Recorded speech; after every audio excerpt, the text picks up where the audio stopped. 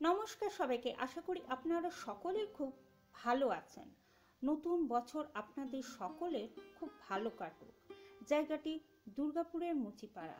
আমি কোথায় যাচ্ছি তা দেখার জন্য আপনাদের সম্পূর্ণ ভিডিওটি দেখতে হবে। এই মুচিপাড়া রাস্তা থেকে আমি এখন বাঁ দিকের রাস্তায় উঠেছি। এই রাস্তা ধরে সোজা এগিয়ে যাচ্ছি।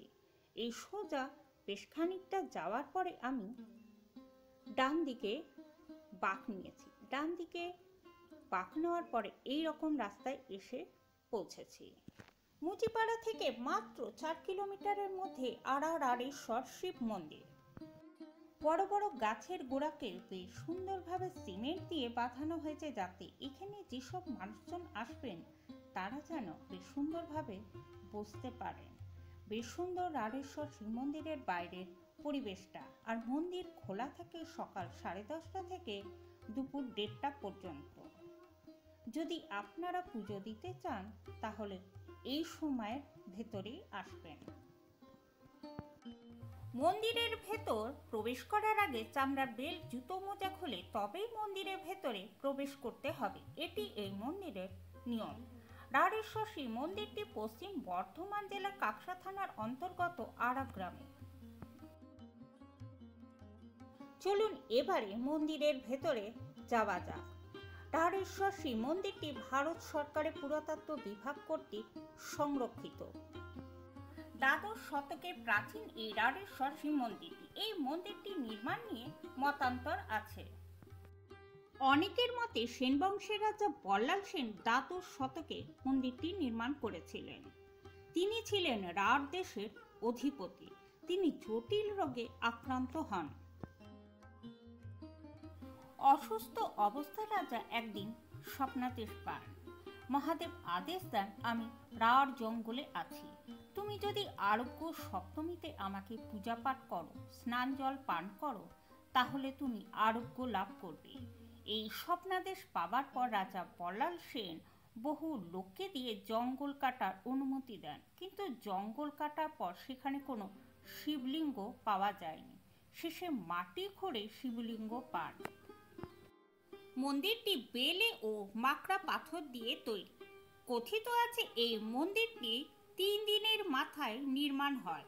বহু শ্রমিকের কঠোর পরিশ্রমে এই মন্দিরটি প্রতিষ্ঠা করেন রাজা বল্লাল সেন। রাঢ় ভূমিতে পূজা পাঠ হয়। রাজা ভূ সম্পত্তি দান করেন পুরোহিতদের। আরোগ্য সপ্তমীর দিন মন্দিরে পুজো করেন ও স্নান জল পান করে আরোগ্য লাভ করেন। এরপর রাজা বল্লাল সেন মন্দির প্রতিষ্ঠা করেন। বল্লাল সেন ছিলেন সমগ্র রাঢ়ের অধিপতি। রাঢ় দেশে মন্দির প্রতিষ্ঠা হওয়ার নাম দেওয়া হয় আড়েশ্বর শিব মন্দির। মন্দিরটি বেলে ও মাকড়া পাথর দিয়ে তৈরি। পাথরের গায়ে বিভিন্ন কারুকার্য ও খোদাই করা আছে। মন্দিরে খুব অল্প পরিসরে গর্ভগৃহ রয়েছে, যেখানে বিশাল আকৃতির গ্রানাইট পাথরের তৈরি শিবলিঙ্গ রয়েছে। আড়েশ্বর শিব মন্দিরের গর্ভগৃহে প্রতিষ্ঠিত বিশাল শিবলিঙ্গের জন্য বিখ্যাত। সপ্তরথ মন্দিরটির মূল বৈশিষ্ট্য হল এর শিখরভাগ সমসাময়িক মন্দিরগুলির মতো গোলাকার নয়, তীক্ষ্ণ। মন্দিরটি বেশ কয়েকবার সংস্কার করা হয়েছে, ফলে এর পূর্বের স্থাপত্য হয়তো পরিবর্তিত রূপ ধারণ করেছে। এই মন্দিরের উত্তর দিকে একটি ছোট পুষ্করিণী রয়েছে, যা কালাদিঘি নামে পরিচিত। আড়েশ্বর শিব মন্দির প্রাঙ্গণে বসে চৈত্র মাসে গাজনের মেলা। শ্রাবণ মাসে প্রতি সোমবার ভক্তরা আসেন শিবের মাথায় জল ঢালতে, আর শিবরাত্রিতে বহু ভক্তরা সমাগম হন। এছাড়া প্রতিদিনই বহু মানুষ আসেন নানান জায়গা থেকে। বিশেষ বিশেষ দিনগুলিতে ভোগের আয়োজন করা হয়।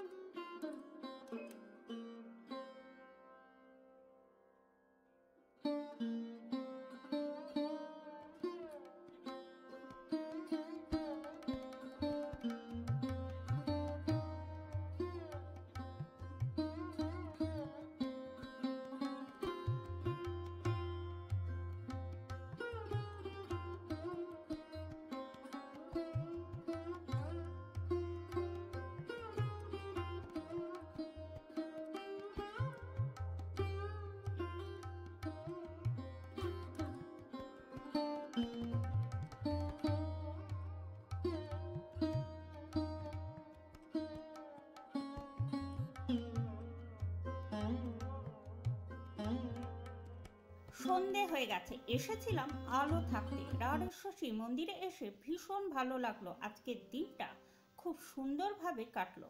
মন্দিরে 3 বার প্রদক্ষিণ করলাম আর মোমবাতি জ্বালালাম। আশা করি ভিডিওটা দেখে ভালো লেগেছে। ভালো লাগলে একটি লাইক ও শেয়ার করে দেবেন, যাতে আপনার মতো আরও অনেকে ভিডিওটা দেখতে পারেন। সবাই খুব ভালো থাকুন, সুস্থ থাকুন আর প্রিয়জনদের ভালো রাখুন। আবার দেখা হচ্ছে নতুন ব্লগে। ততদিন সবাই খুব ভালো থাকুন।